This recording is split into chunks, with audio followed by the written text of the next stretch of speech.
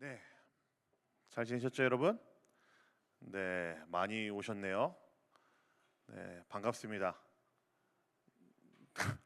네, 이 분위기가 언제쯤 나아질지 모르겠지만, 네, 같이 말씀 보도록 하겠습니다. 누가복음 2장 41절부터 46절입니다.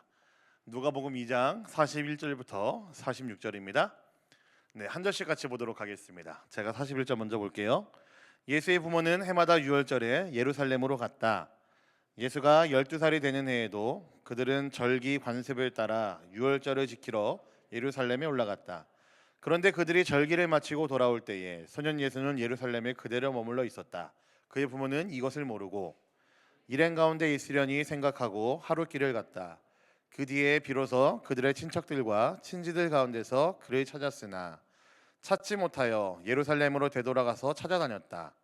사흘 뒤에야 그들은 성전에서 예수를 찾아냈는데 그는 선생들 가운데 앉아서 그들의 말을 듣기도 하고 그들에게 묻기도 하고 있었다. 아멘. 여러분, 제가 좀 미리 양해 말씀을 구할게요. 제가 오늘 예배 마치고 바로 이제 교육자 워크숍이 있거든요. 그래서 복장이 좀 많이 불량합니다, 여러분. 여러분이 그래도 이해를 좀 해주시면 감사하겠습니다. 알겠죠? 네, 네, 괜찮은 거 맞죠? 이 분위기 어떻게 하지 이거? 또 이번 학교 또 어떻게 살릴까 이 분위기를? 네. 제가 스타필드 저희 가족이 전에 이제 고양시에 살았어요. 근데 거기 근처에 스타필드가 있거든요. 스타필드 혹시 여러분 가보셨어요? 네, 스타필드를 갔는데 몇 년 됐습니다. 거기서 이제 저희 둘째 다니를 잃어버린 적이 있어요. 네, 그 녀석이 이제 막 겨우 아장아장 걸어다니는 뭐 그런 때였어요. 셋째가 그때 태어났었나? 셋째가 그때 막 있었나? 뭐 그러는데 이 둘째 녀석을 잃어버렸습니다. 지금 표정을 보니까 뭐 그럴만도 하지 뭐 다니 보니까 뭐 그런 표정들인데 한 10분 정도 잃어버린 것 같아요, 이 녀석을. 근데 그 10분밖에 안 되는 그 짧은 시간인데도 저는 지금도 이제 등골이 서늘할 정도로 굉장히 섬뜩한 기억이었습니다. 그때 기억과 감정이 아직도 제겐 생생해요. 제가 그 녀석을 잃어버리고 난 다음에 그 녀석을 찾으려고 그 카페 바로 옆에 이게 토이저러스가 있었거든요. 거기가 되게 컸는데 거기를 제가 미친 사람처럼 막 뛰어다니면서 다나 막 소리 질렀던 그런 기억이 있어요. 가뜩이나 제가 목소리가 좀 크잖아요, 여러분. 근데 그런 제가 이제 애를 찾겠다고 소리를 고래고래 질렀으니 사필단에 막 쩌렁쩌렁하게 울렸을 거 아니에요, 그죠? 뭐 그런 사람들이 막 쳐다보고 막 그랬던 그런 기억이 있어요. 좀 부끄러움도 있었고, 부끄러움보다 사실은 이제 둘째 녀석을 잃어버렸다는 그 생각 때문에, 무서움 때문에 제가 한 그 10분 정도 굉장히 큰 두려움과 공포에 있었던 적이 있습니다. 그 정도로 좋은 기억이 아니었다라는 이야기예요. 여러분, 오늘 말씀을 보시면요, 아이를 잃어버린 부모의 이야기가 나오죠. 우리가 잘 아는 예수님의 부모 요셉과 마리아 이야기가 나옵니다. 뭐 사실은 이제 예수님의 이야기이기도 해요. 우리가 읽은 누가복음 2장 보면 참 재밌는 게 뭐냐면요, 예수님의 어린 시절 이야기가 성경에서 유일하게 담겨 있는 본문이 바로 이 누가복음 2장이기 때문에 참 재미있습니다.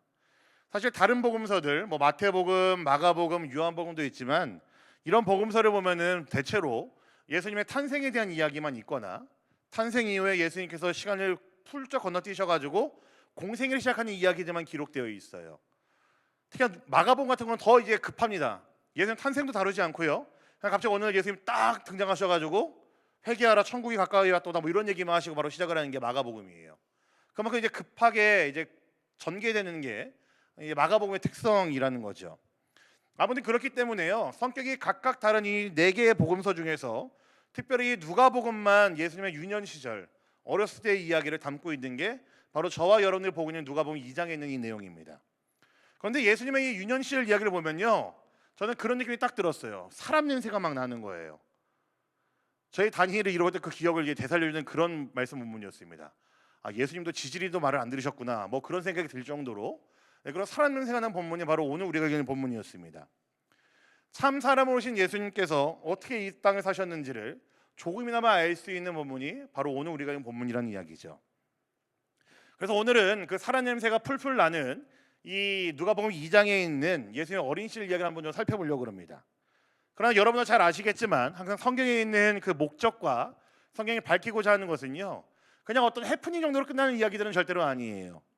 이 안에 담겨 있는 그 의미들을 우리가 생각하면요, 저는 여러분들과 올 한 해를 시작하는 이 예배 때 어떤 말씀 나올까 고민했었는데, 특별히 저희가 요즘 묵상하고 있는 그 뭐죠? 그 매일 성경에 있는 본문이 딱 이 본문이거든요. 아침에 큐티를 하다 보니까요, 이 본문이 계속 저한테 마음에 남는 거예요. 여러분들과 함께 이 말씀을 그냥 한번 나눠봐야 되겠다라는 생각이 저에게 많이 들었습니다. 그래서 이제 우리에게 원하시는 신앙의 모습이 저는 이 본문에 담겨 있다고 저는 생각을 하고요. 그래서 여러분들과 함께 말씀을 나누기 위해서 이 본문을 들고 저는 여러분 앞에 섰습니다. 그래서 오늘 이 시간 예수님을 잃어버렸던 어떤 해프닝 같은 사건일 수도 있겠지만 이 안에 담겨 있는 그 의미가 무엇인지를 함께 좀 살펴보는 시간이 되면 좋을 것 같아요. 여러분, 내용은 간단합니다. 예수님이 어렸을 때에 가족들과 다 함께 유월절을 지키기 위해서 예루살렘에 다녀오는 그 가운데 일어난 일이에요. 당시 유대인들에게는요, 유월절, 칠칠절, 그리고 장막절, 때로 초막절이라고 그러거든요. 요 세 개의 절기, 명절이 가장 큰 절기이고 반드시 지켜야 되는 절기였었습니다. 마치 이제 중국의 춘절, 무슨 느낌인지 확 오죠? 춘절, 노동절, 국경절, 이런 느낌으로 생각하시면 돼요. 이런 느낌을 갖고 있는 게 바로 지금 이 등장하는 유월절이 바로 그런 느낌의 명절이었어요.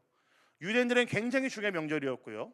유대인들은 반드시 이 명절을 지키기 위해서 예루살렘으로 향해야 됐습니다. 제가 중국에 와서 겪었던 문화 충격 중에 하나가 뭐냐면요, 저희 가정이 이제 재작년에 2023년도에 이제 아이가 있었어요. 그 일주일에 한 번 내지 두 번 오는 아이가 있었는데 갑자기 어느 날 저희한테 못 오겠다고 이제 위챗을 하나 날리더라고요. 그래서 왜 못 오세요? 무슨 일 있으세요? 이제 억지로 이제 팝학으로 번역해서 물어봤죠. 그랬더니 그분이 그렇게 얘기하시는 거예요. 저 내일 고향으로 내려갑니다. 그러는 거예요. 그러고 연락이 안 됐어요. 여러분 안 신기하구나. 저는 그게 되게 신기했거든요. 이게 뭔가 이제 회사를 근무하던 곳을 그만둘 때 될 수 있는 핑계 중에 하나가 저 고향에 내려갑니다라는 게 저한테 되게 신기한 일이었거든요. 근데 그 이후로 이 아이를 저는 본 적이 없습니다. 이게 중국 사람들은 이게 그렇다면서요. 명절 때 어디 이제 집에 가는 거나 고향에 가는 게 사실 굉장히 당연한 일이고, 워낙 이게 땅이 넓으니까 거기 가면은 이제 몇 주, 몇 달씩 있다 오는 것도 되게 당연한 일인 것처럼 그렇다면서요, 그죠? 여러분 되게 익숙하구나 그런 게. 저는 되게 처음이었거든요. 그래서 저랑 아내가 혹시 우리가 잘못한 게 있나, 우리가 애가 셋이어서 그런가 그런 얘기했거든요. 근데 그런 건 아니더라고요. 그냥 단순히 정말로 고향에 내려가느라 그만둔다라고 저희한테 그렇게 얘기를 하더라고요. 여러분, 제가 설교를 준비하기 위해서 여러 가지 자료들을 한번 좀 찾아봤어요. 요세푸스라는 1세기의 그 유대인 그 역사학자가 있는데 이분이 쓴 책 중에 유대 전쟁사라는 책에서 6월절 기간 동안 예루살렘에 유대인들이 얼마나 있었나를 좀 이게 계산해 놓은 게 있거든요. 근데 그 예루살렘 성이라는 곳에서 이 작은 성인데 거기 몇 명 있었는가, 거기 적혀 있는 게 몇 명이냐면요, 270만 명이 있었답니다.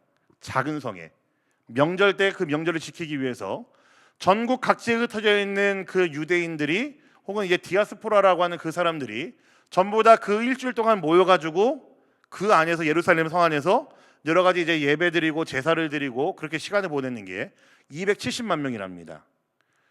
이걸 어떻게 세는가 보니까요, 그때 도살됐던 제물로 바쳐진 양의 숫자가 남아 있다라는 거예요. 제물로 바쳐진 양의 숫자가 25만 6천 마리래요. 근데 보통 양 한 마리에 사람이 10명 붙어서 먹고 할 거를 생각하면은 곱하기 10하면 딱 그 정도가 나오는 거예요. 270만 명 조금 안 된다라는 겁니다.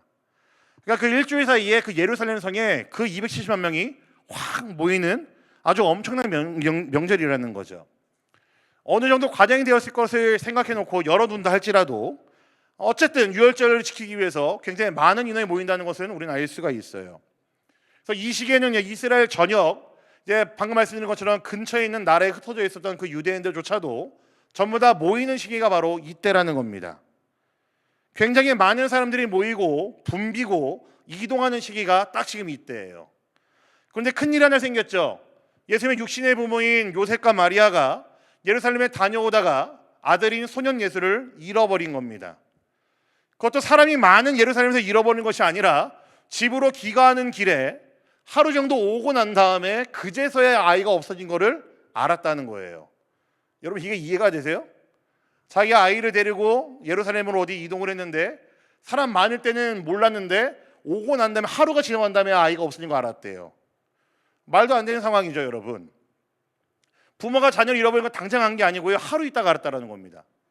제가 이게 되게 이상해가지고 이것 좀 생각해봤는데 저 이렇게 좀 이게 자료를 좀 찾아봤어요. 제가 개인적으로 저는 사람 많은 곳을 별로 안 좋아하거든요. 제가 이제 사람 많은 거 되게 안 좋아해요. 저는 이게 막 사람들 많이 왔다 갔다 부딪히고 그런 거 되게 안 좋아해요. 저는 백화점 가는 것도 별로 안 좋아하고요. 사실 저는 이제 어디 뭐 구경하러 가고 사람 많은 곳에 가는 거 저는 별로 안 좋아합니다.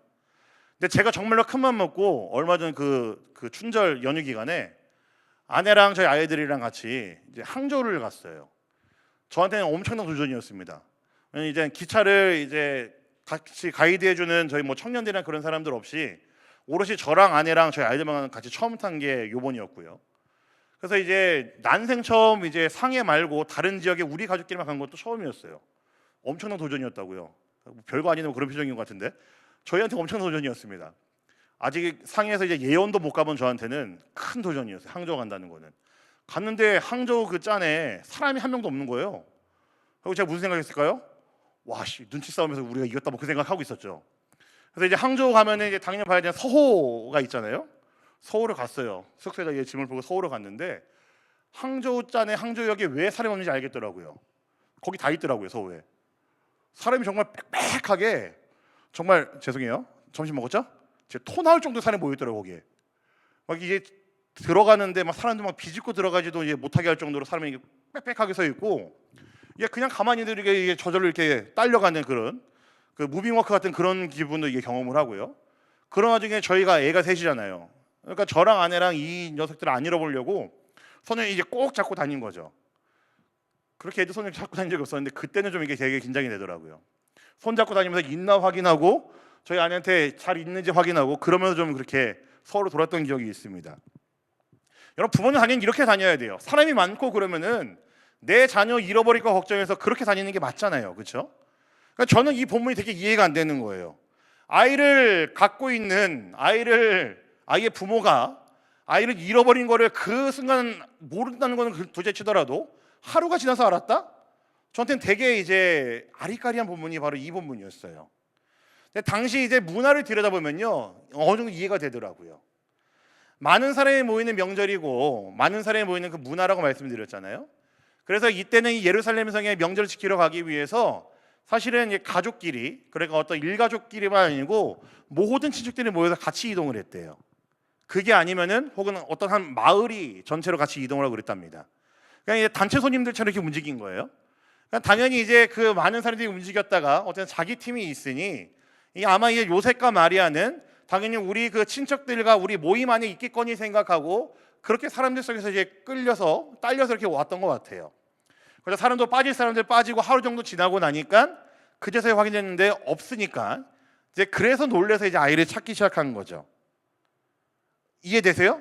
의뢰 아는 사람들 모여 있는 사람들끼리 단체 관광하러 갔다가 돌아올 때도 단체로 오니까 거기 당연히 있겠거니 생각했는데 없었던 겁니다. 여러분, 또 이렇게도 생각해 볼 수 있을 것 같아요. 아까 제가 처음에 말씀드렸지만 이때 당시에 소년 예수가 아직 철부지였기 때문에, 그래서 엄마 아빠 말을 안 듣고 혼자 돌아다녀가지고 엄마 아빠를 잃어버린 걸까? 라고 생각할 수 있겠는데 그것도 아닌 것 같아요. 왜냐면 지금 여러 가지 우리가 근거를 볼 수 있는 게 있는데 오늘 본문에 보면 예수님이 12살이라고 되어 있습니다. 여러분, 유대인들에게 12살은요 굉장히 의미 있는 나이예요. 되게 하찮죠, 12살이라고 그러니까. 근데 유대인들에게 12살은요 바르마츠바라고 그래갖고 율법의 아이라고 이야기를 합니다. 근데 이 12살부터 뭘 하냐면요, 정식으로 율법을 배우고 외우고 연구하는 시기가 12살부터예요. 그러니까 우리가 아는 것처럼 자꾸 저희 아이랑 비교해서 그런데 저희 아이가 이제 8살 됐는데 그 철부지 아무것도 모르는 그 아이랑 비교가 될 정도로 그렇게 아무것도 모르는 나이가 아니라는 겁니다. 12살은. 그래서 머리가 이게 똑똑하고 여러 가지 많은 사리 분별을 할 수 있는 나이이고, 적어도 유대인들 안에서는, 그리고 그 여러 가지 말씀도 연구하는 나이이기 때문에, 시작하는 나이이기 때문에 자신들의 의견을 내던지면서 이제 강론도 할 수 있고 토론도 할 수 있는 애가 바로 이 12살이라는 거예요. 근데 예수님 몇 살이라고요? 12살이었습니다. 그러니까 우리가 그렇게 오해하는 것처럼 아무것도 모르는 그런 바보 같은 나이가 아니었다라는 거예요. 적어도. 어쨌든 여러 가지 많은 이야기들 할 수 있겠지만 중요한 사실은 뭡니까? 예수님의 육신에 보면 요셉과 마리아는 예수를 잃어버렸다는 것은 중요한 사실이에요. 바뀌지 않습니다. 그리고 그것을 언제 알았다는 겁니까? 하루가 지나서야 비로소 알았다라고 얘기를 하고 있어요. 제가 이 말씀을 묵상하는데요, 제가 처음에도 여러 말씀드린 것처럼 저는 이 말씀이 그저 어느 한 집안의 해프닝으로 끝나는 말씀이 아니라고 저는 생각을 했습니다. 그저 몇 년이 지난 뒤에 우리가 그때 그랬었지, 그때 참 놀랬었는데 라고 하면서 지날 만한 사건이 아니라는 거예요. 저는 오늘 이 말씀 묵상하다가요, 이 말씀이 저한테는 굉장히 깊은 찔림으로 왔고 저는 굉장히 무거운 말씀으로 다가왔습니다. 왜냐하면 이 사건 자체가 우리에게 전해진 메시지가 크기 때문에 그래요. 제가 여러분에게 한 가지 질문하죠. 여러분, 과연 마리아와 요셉은, 아니 적어도 예수님의 어머니인 마리아는 예수님이 메시아라는 사실을 알았을까요, 몰랐을까요?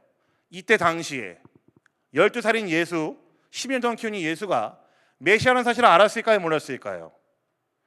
여러분 어떻게 생각하십니까? 뭐 알았으면은 뭐 고개 끄덕끄덕 하시고, 아닌 것 같다 그러면 이게 절레절레 흔드시고요. 어떻게 생각하세요? 네? 뭐 이렇게 흔드는 것 같은데. 네. 저는요 확신합니다. 분명히 알았을 거예요. 왜냐면요, 어머니인 마리아가 예수님이 잉태했을 때요, 천사 가브리엘이 찾아왔습니다. 누가복음 1장이에요. 그때 가브리엘 찾아왔고 이 아이를 뭐라고 그러냐면요, 지극히 높으신 이의 아들이라고 얘기하면서 메시아라고 분명히 이야기했어요. 조금 더 지나고 2장에서는요, 목자들이 이제 아기 예수의 탄생을 축하하기 위해 마리아와 요셉을 찾아왔습니다. 그때 그들이 뭐라고 얘기했냐면, 천사들이 우리에게 찾아와서 좋은 소식을 전해주었습니다 라고 하면서 메시아라는 것을 목자들이 이야기했어요. 더 지나서요, 시몬과 안나라는 사람이 아기 예수를 보고 뭐라고 얘기했냐면요, 이분이 메시아다, 우리 이스라엘 오랫동안 기다린 우리 메시아다라고 얘기하면서 찬양하는 장면이 나옵니다. 여러분, 마리아가 알았을까요, 몰랐을까요? 분명히 알았을 겁니다. 누가복음 1장 2장 다 나온 내용들이거든요. 알았을 거예요. 그런데 오늘 말씀 보면 어때요, 여러분? 어떤 것 같아요? 잊어버린 것 같아요. 알고 있었지만 잊을 때가 종종 있었던 것 같아요. 여러분, 오늘 사건이 바로 그걸 말해주지 않을까요? 분명히 1장 2장 통해서는 가브리엘, 목자들, 시몬과 안나라는 그런 선지자들을 통해서 예수님 메시아라는 사실을 분명히 알았는데, 마리아는 오늘 사건 보면은 그 메시아를 되게 홀대하는 것처럼 잊어버리고 있단 말이죠. 잃어버렸습니다. 그러니까 우리가 알 수 있는 건 뭐예요? 알고 있었지만 때때로 잊어버리기도 하고, 뭐 너무 편해서 그런지 모르겠지만 그렇게 잊어버릴 때가 종종 있었다라는 겁니다. 마리아가요.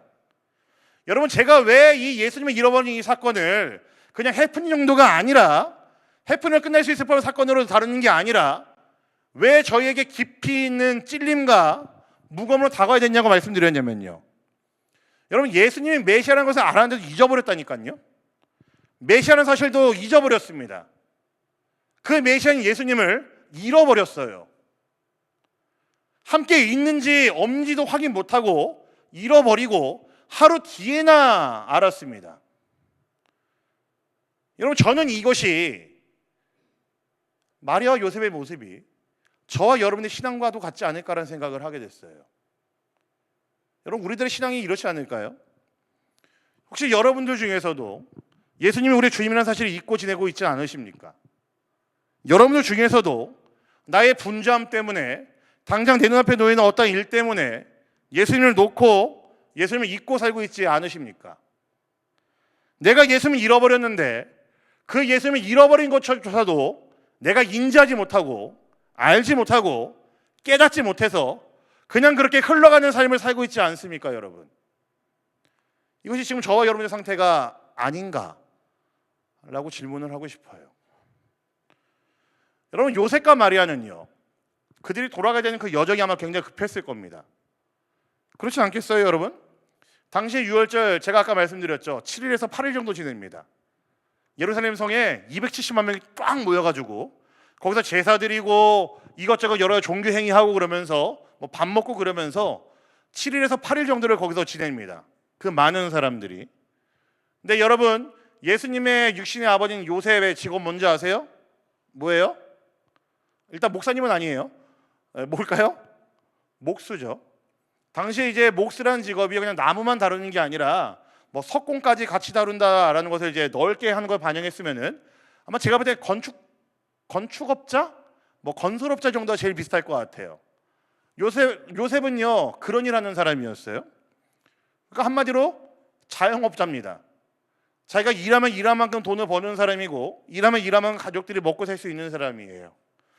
여러분, 자영업자가 아무리 종교 때문이라지만 7일에서 8일 동안을 비우고 어디를 다녀온 것은요, 쉬운 일일까요? 쉽지 않은 일일까요? 쉽지 않은 일일 겁니다. 생계가 직결되어 있는데요. 그러니까 아마 유월절 행사를 다 마치고 난 다음에 요셉과 마리아는요, 굉장히 마음이 어땠을까요? 분주했을 거예요. 빨리 돌아가야 되니까요. 먹고 살아야죠. 딸린 식구가 몇 명인데 먹고 살아야 될 거 아니에요. 당연히 돌아가는 발걸음이 급할 수밖에 없었겠죠. 아마 이런 생각이었을 겁니다. 잘 따라오고 있겠지 뭐. 친척들이 많이 있으니까, 우리 같이 온 단체팀이 있으니까 잘 따라오겠지 뭐라고 안일하게 무디게 생각하고 자신의 발걸음만 진행했을 겁니다. 여러분, 예수가 메시아인 것을 알았다 하더라도 어땠을까요? 7, 8일 동안 예루살렘에 있으면서 머물면서 온갖 종교 행사는 다 했을 겁니다. 제사 드릴 거 다 드리고 온갖 종교 활동을 다 했겠죠. 많이 했겠죠. 여러 행사도 참여했을 것이고 제사도 마음껏 드렸을 겁니다. 이 정도면 됐지 뭐라는 생각도 있었을 것 같아요. 그래서 아마 메시아라는 사실을 잊어버렸을지도 몰라요. 내 아들이 메시아라는 사실을 아마 그래서 잊어버렸을 수도 있습니다. 여러분, 뭘 얘기할까요? 나의 분주함, 나의 일, 내가 해야 할 일, 습관적인 신앙, 많이 담겨있는 나의 종교 행위들, 여러분, 예수를 잊어버리게 만듭니다. 예수를 잃어버리게 만들어요. 제가 여러분들 도전적으로 물어보죠. 과연 지금 여러분들은요, 예수를 잊어버리지 않으셨습니까? 과연 지금 여러분들은요, 예수를 잃어버리지 않으셨습니까? 과연 지금 여러분들은 그 예수와 함께 걷고 있으십니까? 오늘 말씀에 나오는 예수의 부모인 요셉과 마리아의 모습이요, 저는 지금 저와 여러분의 모습일 수 있다고 저는 생각을 합니다. 무뎌질 대로 무뎌지고 분주할 대로 분주하고 내 것에만 혈안이 되어 있고 습관으로 가득 찬 나의 종교 행위로는요, 우리의 삶에 예수가 담기지 않습니다. 여러분, 내 안에 예수를 담을 수가 없습니다. 예수를 잃어버릴 수밖에 없다라는 이야기예요. 올 한 해 저는 그래서요, 저와 여러분들, 저도 그리고 여러분 모두가 이런 간절함이 있기를 원해요. 예수를 잃어버리지 않고 찾는 자가 되기를 원합니다. 예수를 잊어버리지 않고 예수를 붙들고 살아가는 자가 되기를 원해요. 예수를 잃어버린 것을 알았을 때요, 마리아와 요셉이 어떻게 했는지 아세요? 제가 아까 인용 구절은 못 드렸는데요, 오늘 말씀 46절 한번 볼까요? 띄워줄 수 있으면 띄워주시면 좋겠어요. 오늘 말씀 46절입니다. 한번 같이 볼까요? 보겠습니다. 시작. 사흘 뒤에야 그들은 성전에서 예수를 찾아냈는데 그는 선생들 가운데 앉아서 그들의 말을 듣기도 하고 그들에게 묻기도 하고 있었다. 여러분, 예수를 언제 찾았대요? 사흘 뒤에 찾았대요. 3일 뒤에. 부모님이 어땠을까요? 간절했겠죠. 제가 처음에 말씀드렸죠, 제가 우리 단이 잃어버렸던 그 10분, 별관 시간이잖아요. 10분이, 그죠? 별관 시간인데 그 10분이 전 지금도 생생해요. 한 5년이 지났는데도 지금도 생생합니다. 아마 요셉과 마리아는요, 아들인 예수를 찾아서 그 사흘 동안 정말 미친 사람처럼 찾아다녔을 것 같아요. 아마 돌아버리고 남는 시간이 그 사흘이 아니었을까 싶어요. 그렇지만 결국은 어떻게 했죠? 찾아냈습니다. 그들이 왔던 길을 거슬러 올라가서 다시 예루살렘 성전까지 들어가서 예수를 찾아냈습니다. 여러분, 예수를 찾아냈다는 것도 중요하지만 그들의 마음에 무엇이 있었다는 걸까요? 간절함이 있었겠죠. 내가 잃어버린 내 아들 예수, 내 예수를 찾는 일에 그들이 정말 정성을 다했겠죠. 눈이 뻘개질 정도로 찾고 다녔을 것이고 다리가 부르틀 정도로 아마 예수를 찾는데 그들이 혈안이 되어 있었겠죠. 여러분, 이런 간절함이 우리에게 지금 필요할 것 같습니다. 올 한 해 우리에게 정말 예수 그리스도가 필요하다는 것을 고백하면 좋겠습니다. 우리에게 정말로 복음의 은혜가 필요하다는 것을 저 여러분들 모두가 고백하는 올 한 해가 되면 좋겠어요. 처음으로 돌아서 예수를 간절히 찾아야 됩니다. 여러분, 오늘 읽지는 않았지만요, 이후에 나오는 말씀들을 보면은 요셉과 마리아가 예수님을 찾고 난 다음에 꾸중을 해요. 엄마나 아빠가 꾸중할 수도 있잖아요. 근데 그때 예수님의 말이 압권이에요. 뭐라고 얘기하냐면요, 내가 내 아버지 집에 있으려는 줄 어찌 모르십니까? 이렇게 얘기를 합니다. 변명하려고 그러는 게 아니라, 기가 막힌 변명이 아니라요, 이 예수의 말씀의 그 의미를 여러분 생각하셔야 돼요. 무슨 의미일까요? 내 아버지 집이 저기 있는데 난 여기 있을 걸 왜 몰랐니? 뭐 이런 얘기가 아니라고요. 내가 마땅히 있어야 되는 자리에 내가 있다는 걸 왜 모르셨습니까? 라고 이야기하는 거죠. 예수님 마땅히 있어야 되는 곳에 예수님 분명히 계시는데 우리는 예수님 많이 잊어버리고 잃어버린다고요. 예수님 당연히 그 자리에 계시는데 우리는 많이 잊고 많이 잃어버리고 산다고요. 예수님 마땅히 그 자리에 있는 분이신데 내 일, 내 분주함, 내가 해야 되는 거, 내 것 때문에, 습관적인 나의 종교이기 때문에 예수를 잃어버린다고요. 여러분, 예수님 지금도 우리와 함께 하시죠. 분명히 성경에서 말하고 있는 게 바로 그 진리입니다. 단지 우리가 그 예수를 잃어버렸을 뿐이에요. 예수님은 우리와 함께 하십니다. 성경이 분명히 그걸 얘기하고 있거든요. 단지 우리가 예수를 잃어버렸을 뿐입니다. 말씀을 마무리하죠. 25년을 시작한 여러분들, 올 한 해 이 여러분들의 앞에 놓여있는 이 모든 일상들을 어떻게 이어가기를 원하십니까? 아마 모르긴 몰라도 여러분들은 여전히 바쁠 거예요. 여전히 할 것들이 쌓여 있겠죠. 여전히 과제는 많을 겁니다. 여전히 시험도 있을 거예요, 여러분. 여전히 뭐 이제 취업에 나갔거나 이제 인턴하고 있는 친구들은 그 해야 되는 그 사회생활 때문에 여전히 벅차고 힘들고 스트레스 받을 겁니다. 여전히 많은 것들이 여러분의 감정을 들었다 놨다 하면서 때로는 사람의 관계가, 때로는 여러 가지 많은 잡다한 일들이, 여러분의 개인적인 일들이 여러분의 감정을 들었다 놨다 할 거예요. 여러분 앞에 놓여있는 일상은 분명히 똑같을 겁니다. 근데 사랑하는 여러분들, 그렇다 할지라도 여러분, 우리 올 한 해 예수는 잃어버리지 맙시다.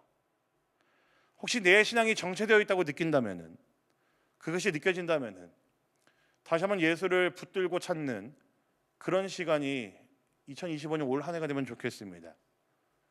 내 신앙에 지금 성장이 없고 뜨거움이 없다고 한다면은 올 한 해 예수님께서 나를 찾아오셨던 그 사랑과 은혜를 기억하시면서 다시 한번 그 감격 가운데로 들어가는 올 한 해가 되면 참 좋을 것 같아요.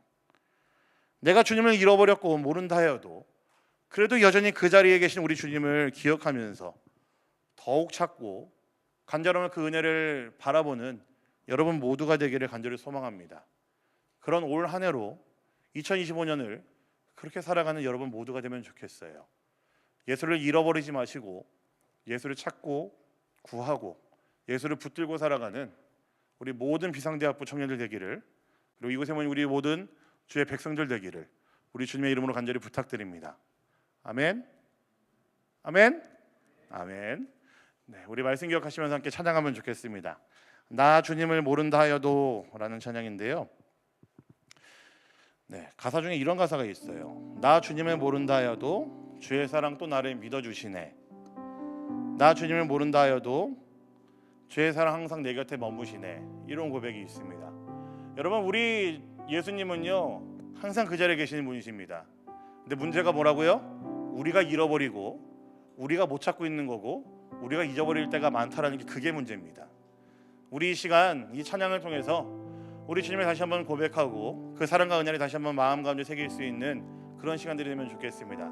함께 마음을 담아서 함께 고백하고 찬양하며 또한 기도하며 나가도록 하겠습니다.